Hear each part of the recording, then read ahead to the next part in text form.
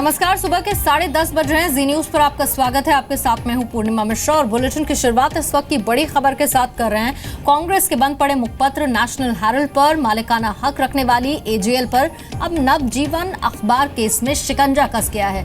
प्रवर्तन निदेशालय ने एसोसिएट जनरल लिमिटेड के अफसरों पर मनी लॉन्ड्रिंग का केस दर्ज किया है।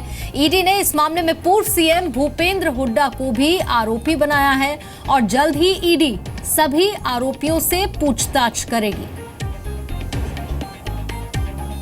इस पर और ज्यादा डिटेल्स मेरे सहयोगी जितेंद्र दे रहे हैं। जितेंद्र, अभी की क्या खबर?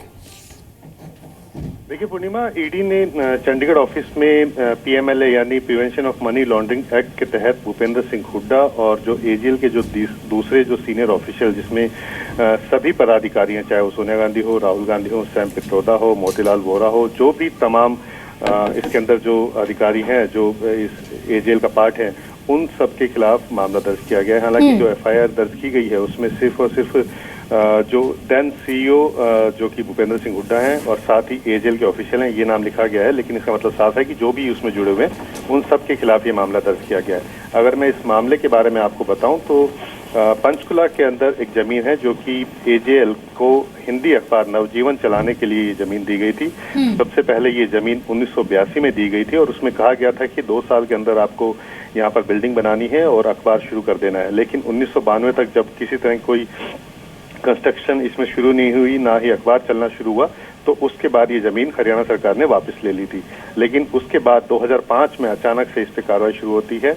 मोतीलाल वोरा की तरफ से चिट्ठी लिखी जाती है हरियाणा सरकार को, क्योंकि उस समय भूपेंद्र सिंह हुड्डा हरियाणा के मुख्यमंत्री थे, और उसमें कहा जाता है कि ये जमीन जो है वापस एजेएल को दे दी जाए ताकि वो इस पर अखबार चलाना शुरू कर सके। हालांकि नियमों का हवाला देते हुए जो हरियाणा की जो हुड्डा एडमिनिस्ट्रेशन है उन्होंने मना कर दिया था, लेकिन बावजूद इसके खुद भूपेंद्र सिंह हुड्डा ने इंटरवेन करते हुए ये जमीन एजेएल को दे दी थी। और 1982 में जो दाम थी, इसका मतलब ये है कि जो करोड़ों की जमीन हो चुकी थी 2005 में, उसे 1982 के दामों में यानी कि लाखों रुपए में ये जमीन एजेएल को दे दी गई थी अखबार चलाने के लिए। लेकिन सबसे हैरानी की बात यह है, तब तक जिस अखबार को चलाने के लिए ये जमीन दी जा रही थी ताकि यहाँ से अखबार चलाया जाएगा नवजीवन, वो लगभग बंद होने की कगार पर था। हरियाणा से तो उसका ऑपरेशन शुरू भी नहीं हुआ था, जहां से शुरू हो रहा था यूपी या फिर दिल्ली, वहां पर भी लगभग बंद होने की कगार पे ये आ चुका था।